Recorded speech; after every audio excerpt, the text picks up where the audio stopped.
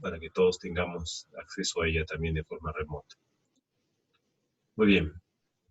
Entonces, el motivo de esta clase es ver el laboratorio de esta semana, semana 15, y desarrollarlo, haciendo hincapié de que este laboratorio prácticamente tiene 90% de contenido, que es el informe de proyecto aplicativo. Voy a explicar cómo es. El laboratorio 15 propone hacer un avance utilizando MicroOffice. Un segundo, por favor.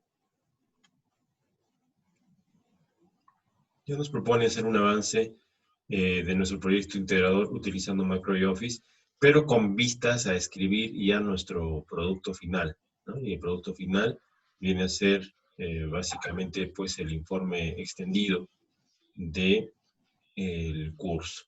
Entonces vamos a compartir nuevamente la pantalla.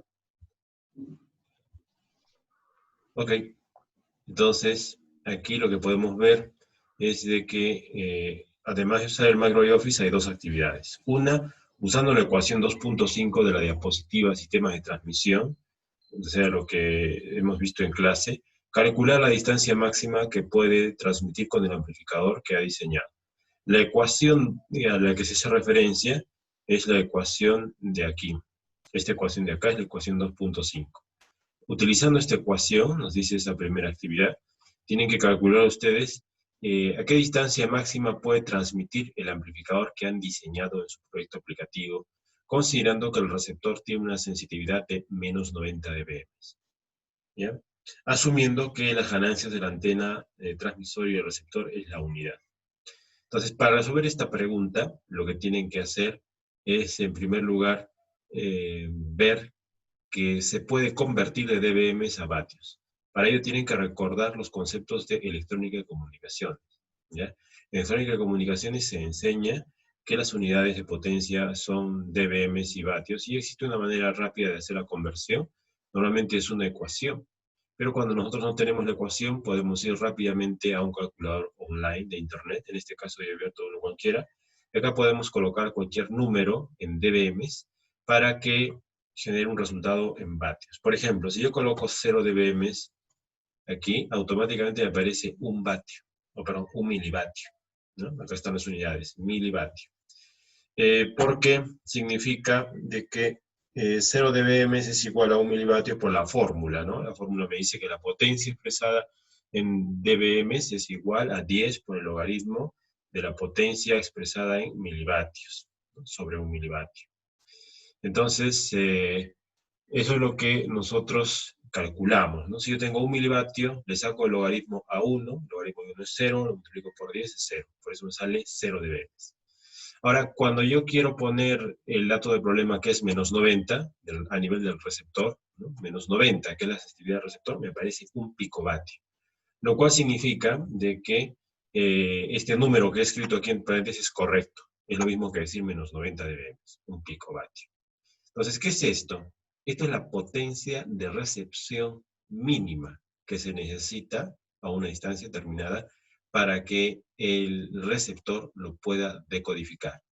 O sea, menos 90 dBm, su equivalente en un picovatio, mejor dicho, debe ser el número que deben colocar aquí, porque es el menor valor de potencia que deben obtener a una distancia d que ustedes deben hallar. ¿Y qué hay de los otros parámetros? Bueno, como ya se ha mencionado, GT es la ganancia de la antena, no es la ganancia de su amplificador. Su amplificador, que han hallado con ganancia 10 dB más o menos, esa es la ganancia de otro tipo, y no interviene en esta fórmula.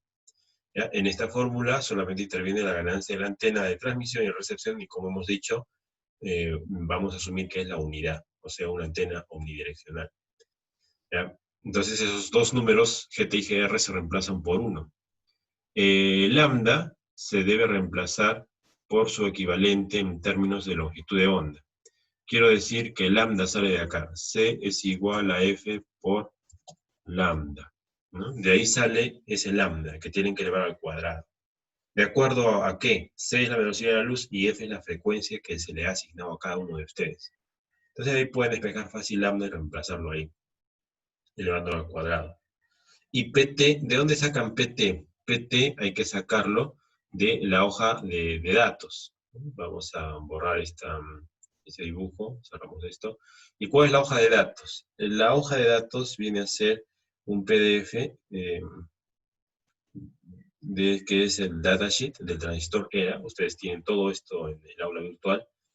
Esta hoja, ¿no?, que tiene el dibujito del transistor, contiene en la parte inferior, más abajo, una cantidad que se llama output power. Esta cantidad de acá es la potencia, que está expresado en dBm, la potencia máxima del transistor.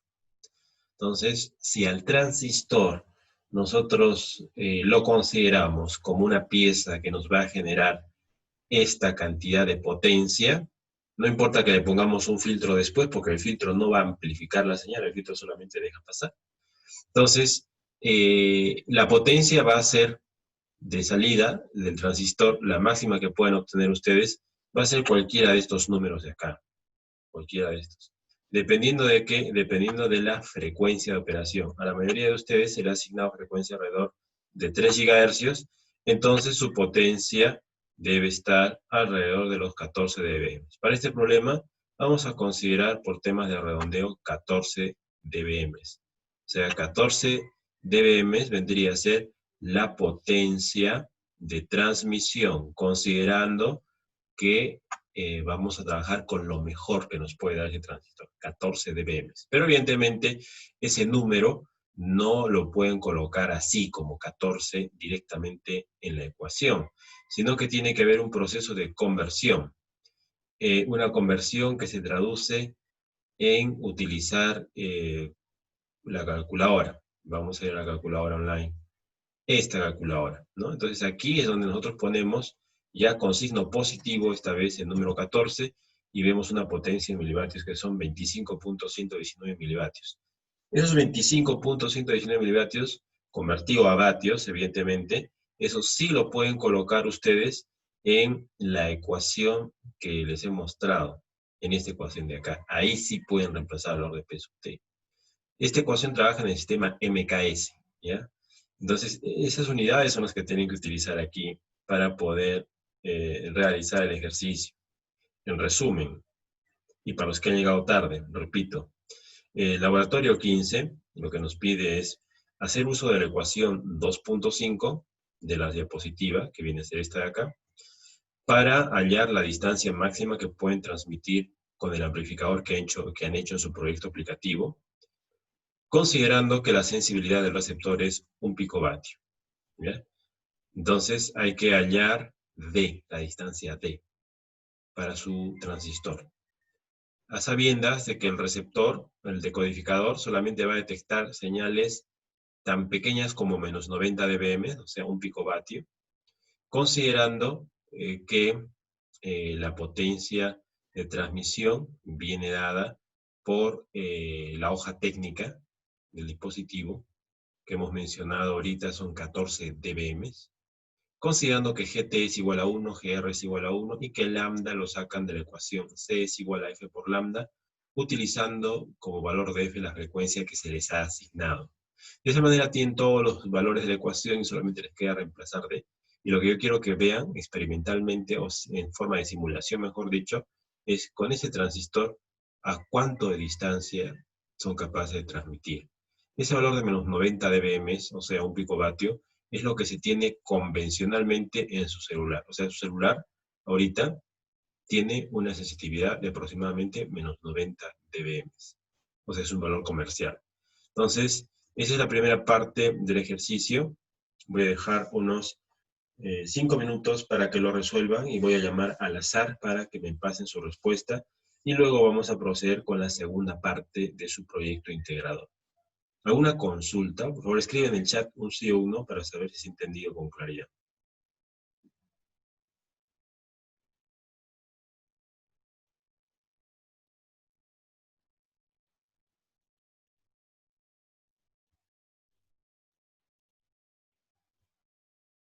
Muy bien, entiendo que no hay consultas, entonces pueden continuar. Adelante, por favor. Deseo indicar de que mientras van resolviendo este ejercicio, yo estoy siempre conectado. Mi objetivo es darles feedback de este ejercicio.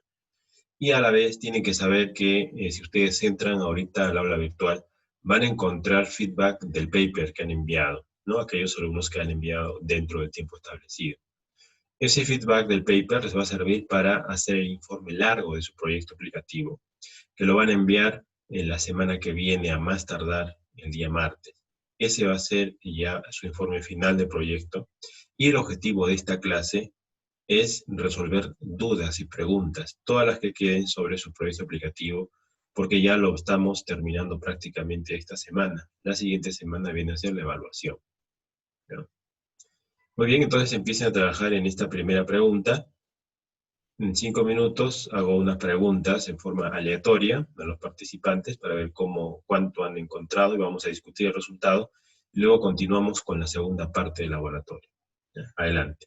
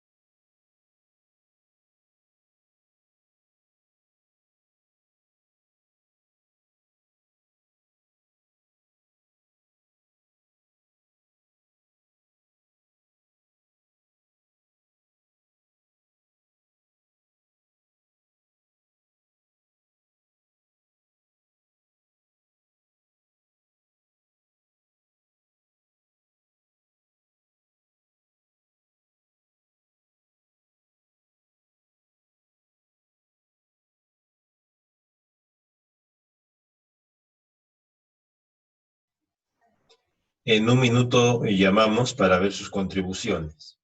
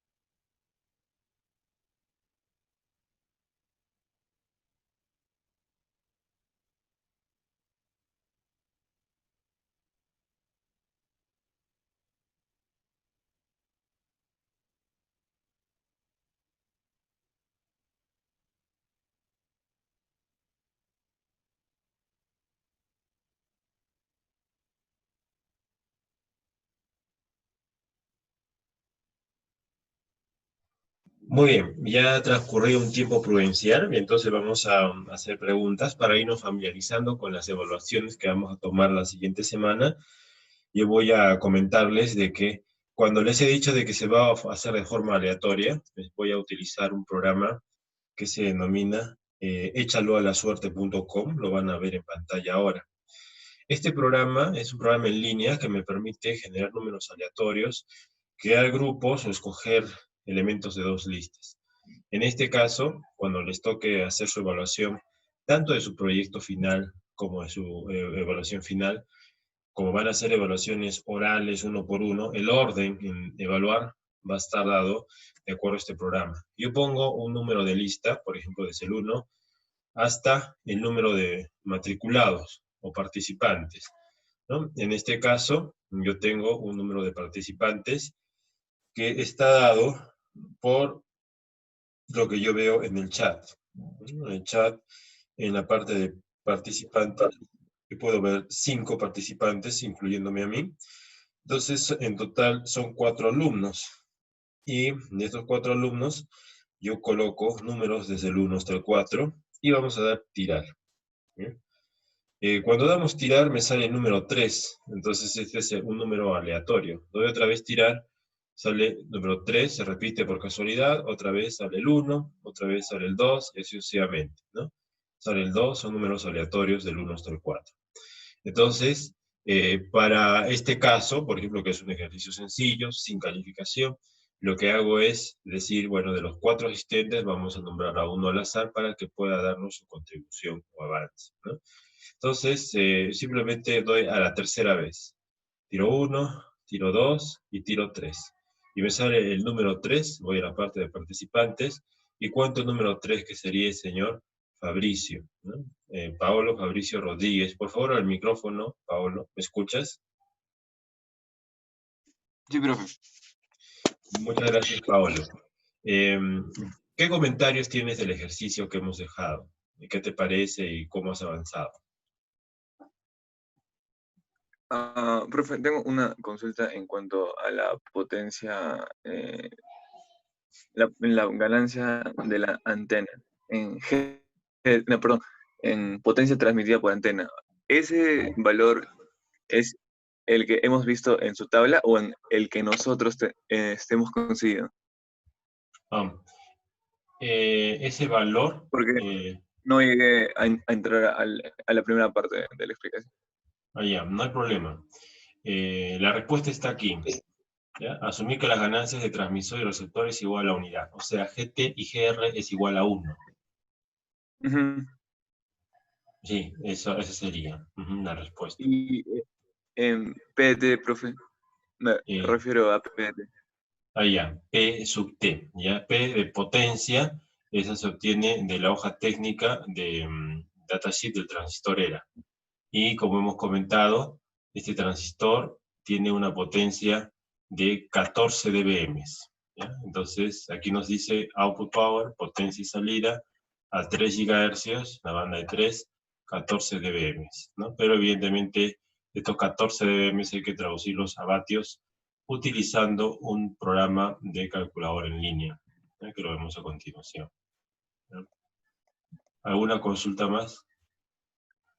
No, profe, ya, en un momento calculo la distancia. Solo tenía esa duda. Y ya, ok, muy bien.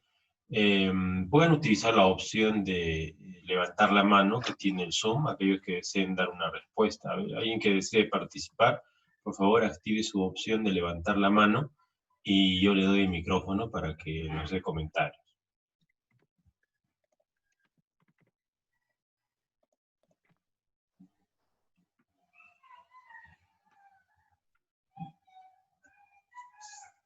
Bueno, si no hay comentarios, en todo caso, puede tomar el micrófono cualquier persona que tenga alguna duda.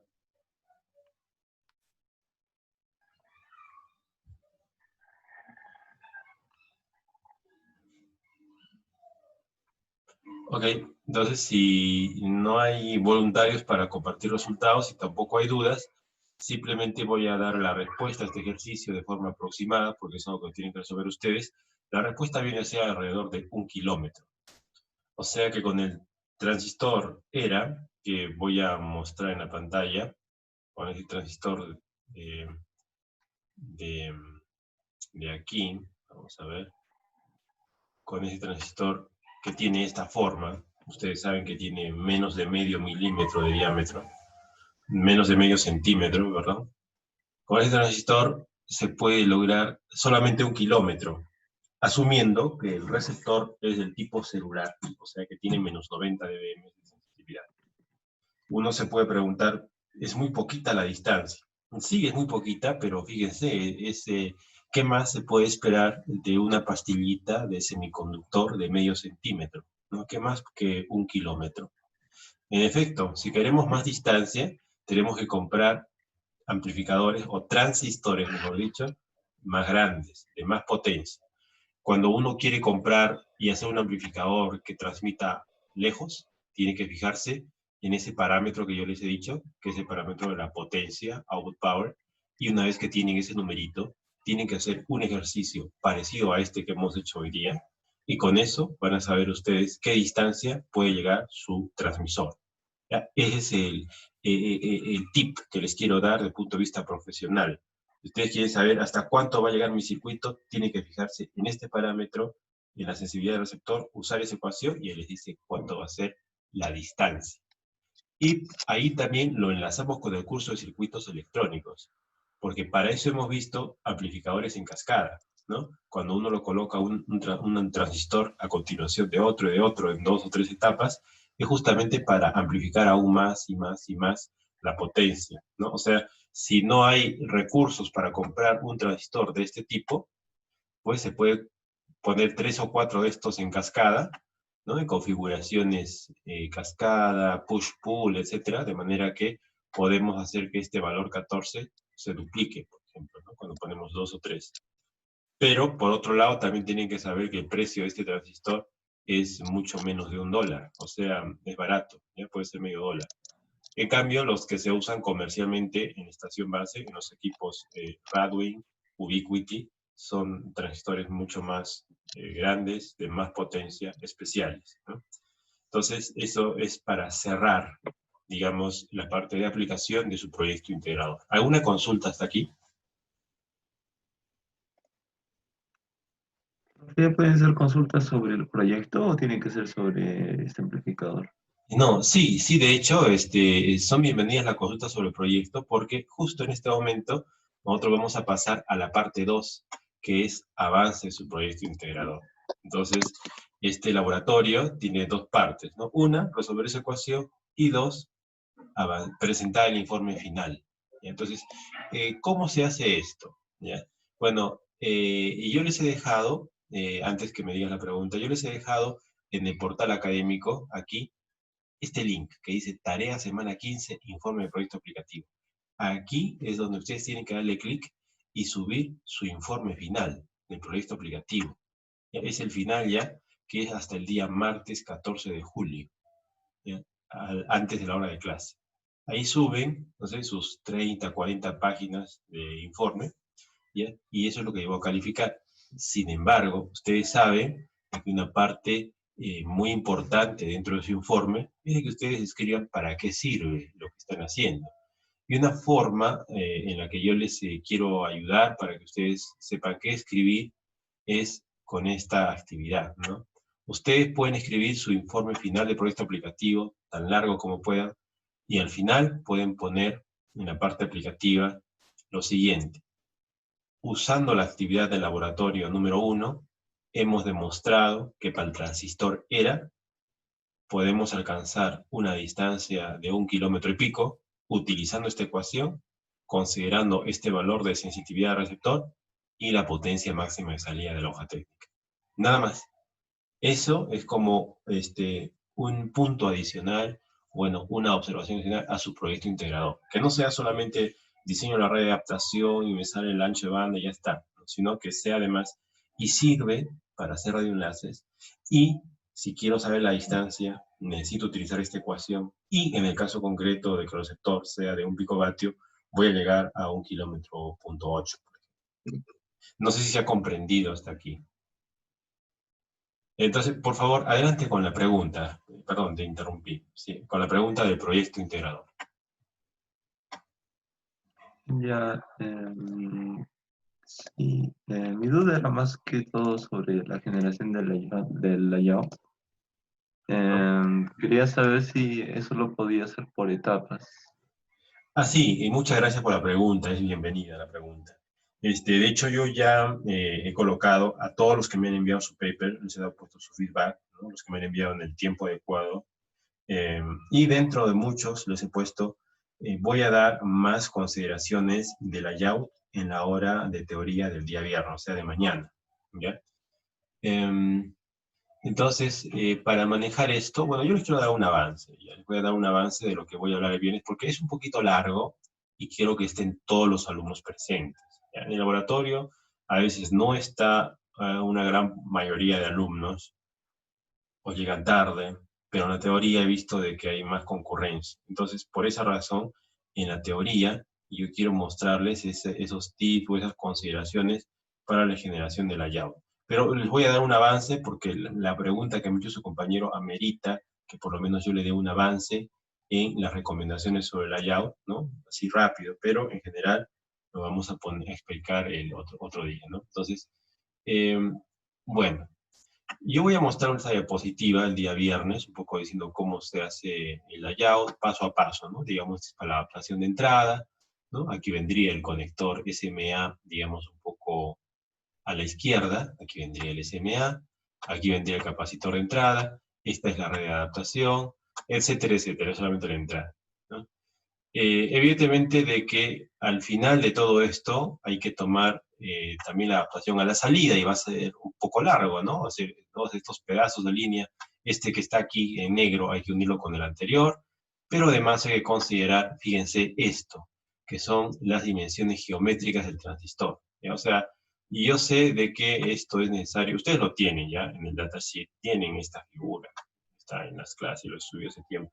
Y ahí dice cuántos milímetros o mils ocupa cada transistor. ¿Ya? Entonces significa de que cuando yo conozco la red de adaptación de entrada, que viene por acá, por este lado, y la red de adaptación de salida, en primer lugar, no tienen que chocarse las dos. Tiene que haber un espacio en blanco para poner el transistor. El transistor, desde el punto de vista de microoffice, es la cajita. Pero desde el punto de vista físico, es ese cilindro negrito que hemos visto en fotografía y que tiene estas dimensiones. Entonces, las redes de adaptación de entrada y de salida tienen que colocarse en el orden correcto. Y me quiero rectificar aquí por una cosa, ¿ya? En realidad, aquí el dibujo está rotado 90 grados, ¿ya? Lo que quiere decir de que la entrada en realidad es por acá, ¿ya? Y la salida es por acá. Entonces, la adaptación de salida vendría por aquí, ¿ya? Entonces, esta es la entrada, esta es la salida, porque el fabricante por alguna razón lo ha rotado por 90 grados, ¿no? Este de aquí es el surtidor, por eso está tierra por acá, tierra aquí y tierra en este lado, tierra por acá, ¿no? Todos esos círculos son tierra y todos acá son tierra. Sin embargo, nuevamente, te digo, este es un overview general, lo vamos a tocar con más detalle en la clase del viernes, pero lo que quiero decirles es de que hay que considerar ese espacio para soldar el transistor, y les va a quedar una cosa así, más o menos, ¿ya? Quiero decir de que el transistor iría aquí, ¿no es cierto? Ahí irían sus patitas de transistor, ¿no? La entrada aquí, la salida por acá, ¿no? Y esto de acá es la Tierra, por aquí, ¿no es cierto? En este caso, esta línea es la línea de lambda cuarto, ¿ya? Este es el polarizador de lambda cuartos, y bueno, acá vendría el condensador y todo lo demás. Pero más o menos así tendría que quedar, ¿ya? Sin embargo, la respuesta no es única, no es universal. Hay diferentes tamaños de líneas de adaptación, diferentes formas de hacer la Tierra. El feeder lo pueden colocar abajo o arriba, doble feeder. Por eso hay diferentes respuestas, pero más o menos tendría que quedar así. Sin embargo, es un poco grande, pues, ¿no? Es un poco grande. Entonces surge la pregunta, ¿cómo nosotros podemos hacerlo caber o entrar, ¿no? a este feeder? ¿No? Bueno, acá son más detalles, vamos a pasar un poco. El layout normalmente debía quedar así, ¿ya? Así debía quedar. ¿Ya? Porque normalmente el fabricante nos dice, señores, yo quiero que usted me haga un circuito en una dimensión de 16.5 centímetros por 10 centímetros. Él me dice, haz encajar tu electrónica en la dimensión mecánica que yo te doy. O sea, la mecánica manda sobre electrónica. Entonces uno tiene que alargar o extender las líneas para hacerlo caber. Entonces esto hace incluso más difícil hacer que esta figura entre en el diseño del informe final, ¿no? En el informe final, ustedes lo van a hacer más o menos caber así. O sea, sí va a caber, porque el informe final no tiene formato doble columna. El informe final es un formato largo, ¿ya? Como siempre han hecho ustedes. Solamente en el estilo paper era el problema, en el que no cabía o se veía muy chiquito, ¿no? Por eso en el estilo paper no se ha elegido el layout, no se ha elegido que sea obligatorio el uso de una figura de layout en el informe tipo paper, porque no entra. Pero sí los esquemáticos, ¿no? Y con los esquemáticos se podía doblar o romper. O sea, con un diagrama esquemático uno podía decir, bueno, presento en una figura, digamos, solamente esta parte, en otra figura solamente esta parte, la otra mitad, digamos así, ¿no? Y eran dos figuras, una debajo de otra, decía una adaptación de entrada del esquemático, adaptación de salida del esquemático con su filtro. Y si el filtro no entraba, el filtro lo podíamos doblar en 2, 3, 4 partes. Eso en el paper. Pero en el formato largo no es doble columna, es una columna simple, entonces sí va a entrar, ¿ya? Con toda seguridad, como está entrando aquí. Entonces, así más o menos habría que presentarlo, ¿no? El layout. Y además, el día viernes vamos a comentar sobre este tipo doble cara, cómo se fabrica en papel cuché, el tema de la plancha, yo sé que ustedes no van a hacer esto ahora, probablemente en un futuro sí, pero mi intención es que lo sepan, ¿ya? Entonces, esto nomás quería adelantar. No sé si eso responde a la pregunta, o si tienen otras preguntas, por favor, antes que se acabe la hora. Sí, profe, yo tenía otra pregunta y es que dentro del microwave, cuando generamos el layout, em, las figuras que nos salen, los rectángulos y cuadrados, ¿cómo podemos añadirles mm, un identificador o dónde podemos ver esa parte para saber a qué línea corresponde y más o menos intentar yendo armándolo el diseño? Ya, hay dos criterios. Uno es de que en el Microsoft Office, en el esquemático, todo tiene que salir en orden. Por ejemplo, el esquemático a las líneas les llama así MLIN 1, MLIN 2, MLIN 3, MLIN 4, así les va asignando. Tienes que asegurarte de que de izquierda a derecha vayan en ese orden. MLIN 1, MLIN 2, MLIN 3, así sucesivamente, de manera que el MLIN 10, por ejemplo, quede al extremo derecho. En orden, que no estén salteadas, que no estén en cualquier orden. Cuando lo haces así, te va a generar la pista de buena forma, en orden. Y si no sale así, manualmente, el layout que te genera, esos rectángulos, tienes que moverlos. de manera que tú, con intuición, acomodes el layout a la figura que nos dice el esquemático. No sé si me dejo entender. Sí, ya. Y bueno, eso lo haría con todos los con elementos mlin, con los empty también. No, solamente con el mlin, porque el mlin es el único que nos permite generar el layout. Con el tlin no hay que ponernos en orden, no ganamos nada poniendo en orden los tlin, solamente el mlin. ¿El emblef tampoco? Vamos a aterrizar. Todo lo que comienza con M, eso sí hay que ponerlo en orden, ¿no? O sea, mlin 1, mlef, todo eso tiene que estar en orden. Probablemente sea mejor que yo hable Microsoft y que haga una demostración. Como queda un minuto, vamos a cortar la reunión aquí. Voy a mandar otra invitación más para terminar ya pues con esta última parte de la clase. ¿Ya? Ok, muy bien. Entonces voy a enviar una última invitación simplemente para cerrar bien la clase, para responder bien a esta pregunta de su alumno y con eso ya vamos a dar por concluido el laboratorio, dejando por de sentado de que este tiempo adicional lo tienen que usar ustedes para escribir su informe largo y las preguntas me las pueden enviar bien por correo o bien por WhatsApp. Entonces les envío en este momento una nueva invitación.